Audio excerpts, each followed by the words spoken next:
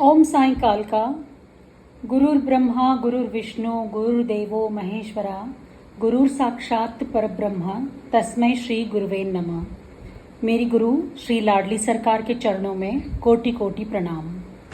जय देवा श्री साईकाल का, श्री साईकाल का शरणी आए कि तुम रक्षक पाल का। सिद्ध शक्ति सिद्ध पीठ तुम्हारा, आरती हम गाएं ओम साईकाल का। आप सभी को माँ भगवती की नवरात्रि की बहुत बहुत शुभकामनाएं। तो पिछले वीडियो में हमने माँ भगवती के पहले रूप माँ शैलपुत्री के बारे में जाना था। आज हम लोग माँ भगवती का दूसरा रूप ब्रह्मचारिणी रूप के बारे में जानेंगे। तो दुर्गा कवच में दिया गया है, प्रथमं शैलपुत्री च द्वितीयं ब्रह्मचारिणी तृतीयं चन्द्रघण्टेति कूष्माण्डेति चतुर्थकं पंचमं स्कन्दमातेति षष्ठं कात्यायनीति च सप्तमं कालरात्रेति महागौरीति चाष्टमं नवमं सिद्धिदात्री च नवदुर्गा प्रकीर्तिता। उक्तान्येतानि नामानि ब्राह्मणैव महात्मना। तो वेदों पुराणों के अनुसार ये माँ के 9 रूप हैं और आज हम माँ का दूसरा रूप ब्रह्मचारिणी रूप के बारे में जानेंगे। माँ का स्वरूप ऐसा क्यों है और माँ को सेकंड क्यों रखा गया है, माँ का श्लोक क्या है और माँ के बारे में और डिटेल्स आज की वीडियो में जानेंगे।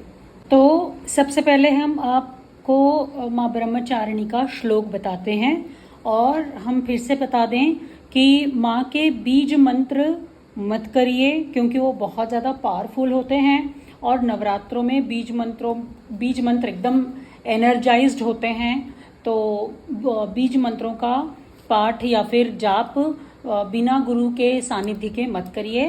तो माँ का श्लोक हम आपको बताने जा रहे हैं। ये श्लोक आप कर सकते हैं क्योंकि ये माँ का श्लोक है, कोई भी छोटा बड़ा कोई भी कर सकता है, बिना गुरु के भी आप कर सकते हो। तो माँ का श्लोक इस प्रकार है, दधानाकर पद्माभ्याम अक्षमाला कमंडलू देवी प्रसीदतु मयि ब्रह्मचारिण्यनुत्तमा। इस श्लोक का अर्थ ये है कि माँ भगवती ब्रह्मचारिणी के एक हाथ में माला है और एक हाथ में कमंडल है और जो माँ भगवती बहुत ही आसान से प्रसन्न हो जाती हैं, ऐसी ब्रह्मचारिणी माता को मेरा नमस्कार है। अब इन माँ का स्वरूप देखिए आप, ये माँ कितनी सुंदर इनका चेहरा है। और ये भी फ़ोटो जो हम आपको दिखा रहे हैं स्क्रीन पे, ये गीता प्रेस की नवदुर्गा वही किताब में से ली हुई फ़ोटो है। तो इतनी ही सुंदर माँ की ये फ़ोटो है, ये चित्र जो बनाया है आप देखिए। जैसे पहली माँ कन्या रूप में है, ये दूसरी माँ ब्रह्मचारिणी माँ एक कुमारी के एज में है, टीन एज में है, ठीक है, जिसको बोलते हैं किशोरावस्था, ठीक है।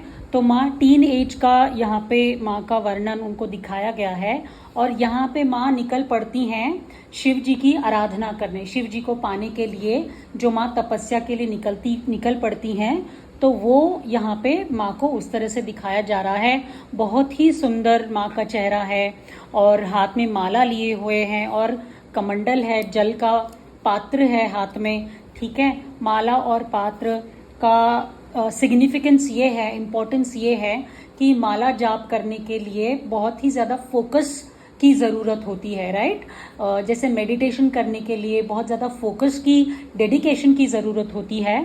तो वैसा माँ का ये स्वरूप है। अगर इन माँ को आप ध्यान करते हो, इन माँ की आप पूजा करते हो, ध्यान करते हो, इनका श्लोक अगर आप पढ़ते हो तो आपको भी डेडिकेशन और फोकस माँ भगवती आपको प्रदान करेंगी। तो शिव जी को पाने के लिए माँ का जो डिटर्मिनेशन था, जो डेडिकेशन था, उनके चेहरे पे वो तेज, वो डेडिकेशन, वो झलक रहा है। आप देखो कितना प्यारा माँ का चेहरा दिखाया जा रहा है। और कन्याकुमारी भी इन माँ का दूसरा नाम है। इनको कन्याकुमारी भी कहा जाता है। जो कन्याकुमारी में जो माँ का रूप है वो यही ब्रह्मचारिणी रूप ही है। अब इन माँ भगवती ब्रह्मचारिणी का आपको ध्यान कैसे करना है, ये श्लोक कैसे पढ़ना है। तो आपको माँ का स्वरूप आपको ध्यान में रखना है ये श्लोक पढ़ते हुए, और हमारे शरीर का दूसरा चक्र जो होता है स्वादिष्ठान चक्र, उसका आपको ध्यान करना है।